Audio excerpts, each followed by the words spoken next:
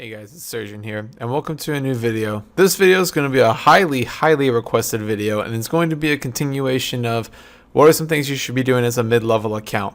In this video, it's not going to necessarily be 5 goals you should be aiming for, but more or less 5 things you should be doing in general, whether that's a certain boss, a certain skill, or a certain goal maybe. But that's going to be the main topic of this video, and so I'm not going to talk about it anymore. Bookmarks are going to be in the description as usual, and let's jump right into this. So the first thing we're going to talk about on this list is kind of like a mini game slash a boss you should be doing, and that's Barrows.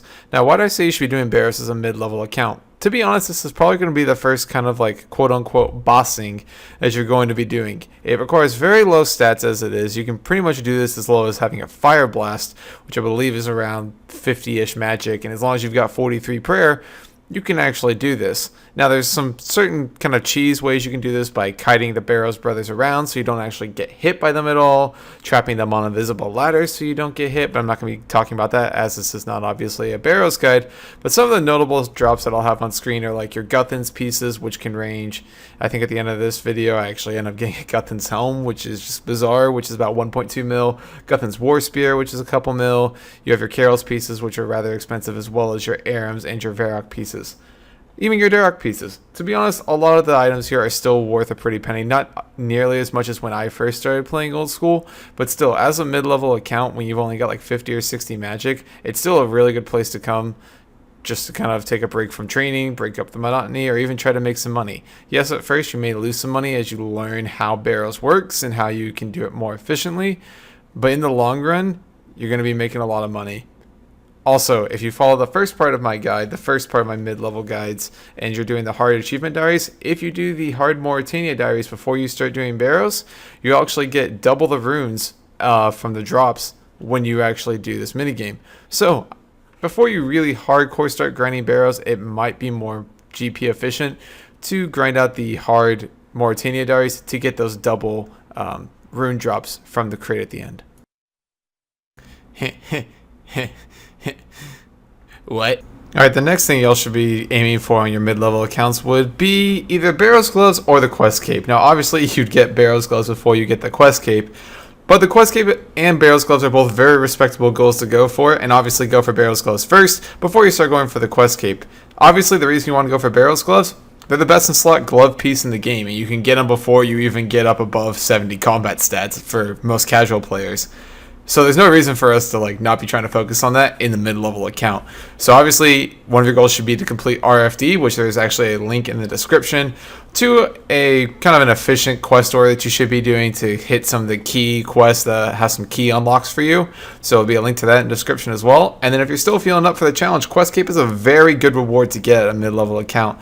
Mainly for the reason that it's the quickest teleport to a fairy ring that you can use consistently without having to get more of something. What do I mean by that? I mean like you buy one Quest Cape and you never have to recharge it, you never have to swap it out, you never have to buy another one. You have a Quest Cape, gives you infinite charges to a close fairy ring location. It's also an infinite teleport to a bank, which is nice.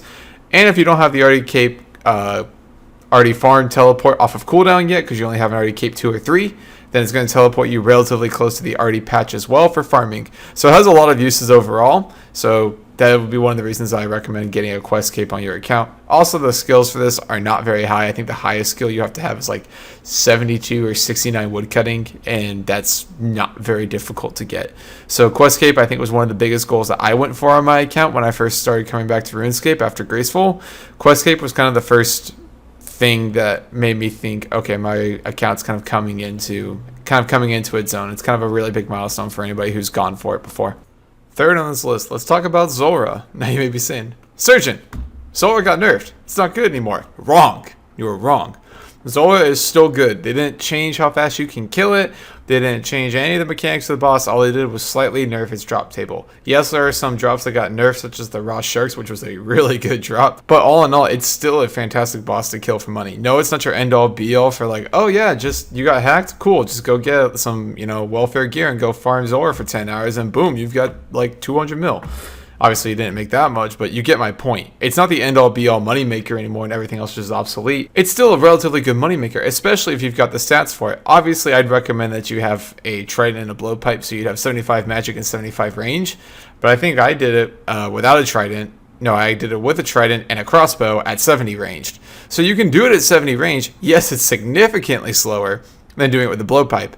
But at the very least, I'd recommend having 75 magic and 70 range. And at the end of the day, you can really only have 75 magic and just not do any of the blue phases and just only mage him. It takes a little bit longer, but it'll probably save you some food and save you some time as well from having to, die so many times. Zulrah takes a little bit of time to learn as well. You have to learn all the rotations. You have to learn how the boss works. But to be honest, once you learn all those things, you don't really forget. The 2 kills I do in the background, I actually fuck up quite a bit for any of those who actually have killed a lot of Zulrah. But I think the last time I legitimately killed Zulrah, like continuously, was probably about a month or 2 ago. No, actually probably closer to 4 months ago, last time I legitimately killed Zulrah. But once you know how to do Zulrah, you don't really forget how to do this boss. It's a very kind of like riding a bike thing. There are certain spots you stand, certain spots you don't stand, and you just learn the basic mechanics of it. You see in the 2 kills, I made about 200k, and it took me about 5-6-ish minutes. Now, obviously, I have much higher stats than most of you will, but you can expect to get probably about a kill every 3 to 4 minutes, and then you include banking in there, about 1 to 2 minutes, about another minute for travel time. So we're looking to be very, very, very overestimating. We're looking at about 6 to 7 kills an hour, so you could plan on getting about 500-ish K an hour. That's a very safe bet. Obviously, I haven't tested this for 10 hours. I plan on doing a 10-hour loot from redone Zulrah to kind of give you guys a more fair estimate on how much money you can make. But Zulrah is still a very good moneymaker. It's a very good introduction to bossing. It teaches you a lot of things.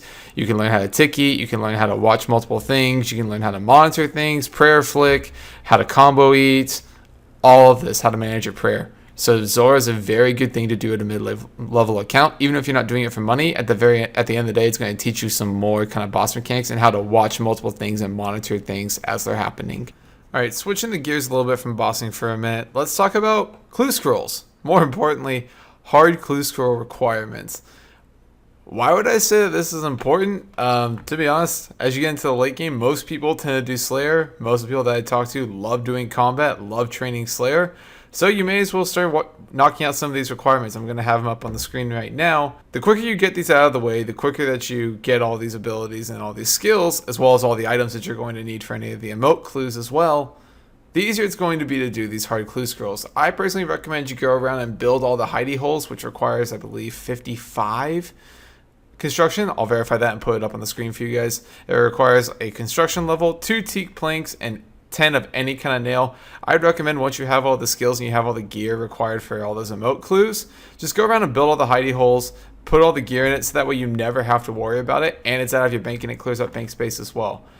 Why would I recommend doing clue scrolls? Once you get good at hard clue scrolls, you can usually do them in about 10-15 minutes, and that's being pretty generous when you're good at them.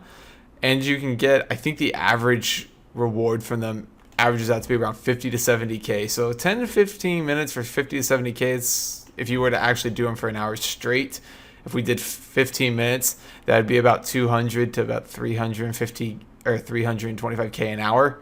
So in reality, yes, it's a little bit of time away from Slayer, but it's quick. It breaks up the monotony, which you're going to learn is a lot about what I talk about is breaking up the monotony. And it can be fun. Plus, who doesn't love gambling to see if they can get that elusive third age piece of whatever fucking gear you want? So, hard clue scroll requirements, they're not very high, but clue scrolls in general, especially hard clue scrolls, can be done very quickly. And once you're good at them, get them done about 10-15 minutes, make an extra 50-75k from your Slayer task. Fifth and last on this list, the Fire Cape. The pinnacle of I am ready to start grinding out combat. Or at least melee combat for that matter. Now, Jad, Fight Caves, Fire Cape, whatever the fuck you want to call it, is a very key mid-level goal to go for. It is the best in slot melee cape to wear next to Infernal Cape, but we're not going to talk about Infernal Cape because obviously there's only a handful of people that actually have it legitimately, so we're not going to talk about that. Fire Cape takes about, when you have blowpipe, can take you less than an hour. If you're doing it for the first time and you're only using a crossbow, it can take you around an hour and a half to 2 hours. But once you do it and once you learn how to kill Jad, it's a very easy thing to do. I personally do Jad for Slayer. I love doing fight caves. They're very fun, especially when you have a blowpipe. You can just bust through this super quick.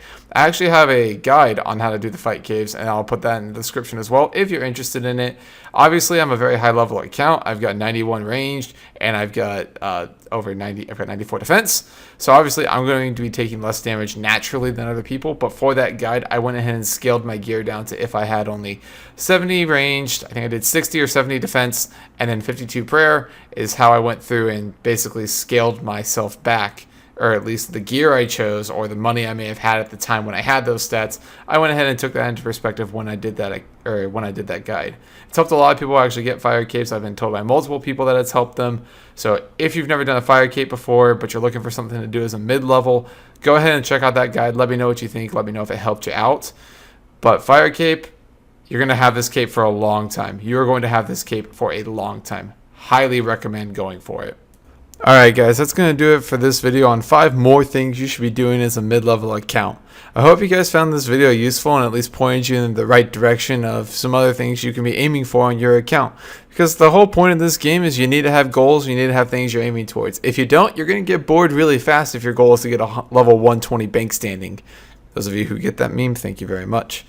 Now, if you guys did enjoy the video, go ahead and give it a like. If you want to see more of my content, go ahead and subscribe to the channel. We've grown over 3.5K subs in 2 months, so it's been pretty good growth so far. So thank you guys very much for that. If you want to leave a comment in the description, go ahead and do that. Also, if you want to troll me in the comments, that's what that's there for as well. If you're looking for a CC to come hang out in, that's going to be in the description, as well as my Discord if you want to chill out in there. Link will be there as well. The links to the guides and the other things I mentioned in the video will also be in the description. Also, a side note on the CC, we do like to troll a lot. We're all kind of memesters in there, so if we do ever get under your skin or whatever, just let us know. We won't tease you about it. But we are a bunch of memers in there. We do like to have fun. We do like to have some friendly banter back and forth. I'm going to ask that y'all watch your language, and that's really about it. Just no racist comments. It's pretty much the only boundary that I'm going to have, or only barrier I'm really going to have for you guys. Other than that, hope you guys did enjoy the video. You guys have a great night, morning, afternoon, whatever time of day it is. And let's go to the end screen.